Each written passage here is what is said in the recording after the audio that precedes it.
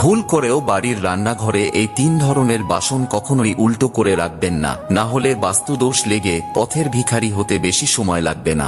চলুন জেনে নিই, তবে তার আগে প্রভু শ্রীরামের ভক্তরা লাইক করে কমেন্টে জয় শ্রীরাম লিখে দিন। নাম্বার 1, তাওয়া, যার উপর আপনি রুটি বানান।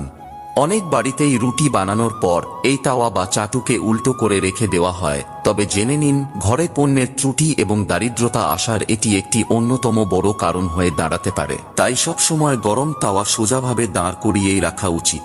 Number 2, pressure cooker. একটি প্রেসার কুকারকে সব সময় তার ঢাকনা বন্ধ করে কোথাও বসিয়ে অথবা ঢাকনা খোলা অবস্থায় কোথাও ঝুলিয়ে রাখাই উচিত। উল্টো অথবা উপর করে প্রেসার কুকার রাখলে তা বাস্তু ত্রুটি এবং বাড়িতে অর্থ সংক্রান্ত সমস্যা বয়ে আনে। এবং নাম্বার 3, কড়া অথবা কড়াই। কড়াই সব সময় ঝুলিয়ে রাখাই উচিত, তা না হলে এই কড়া উল্টো করে রাখলে মৃত্যু পর্যন্ত দারিদ্রতা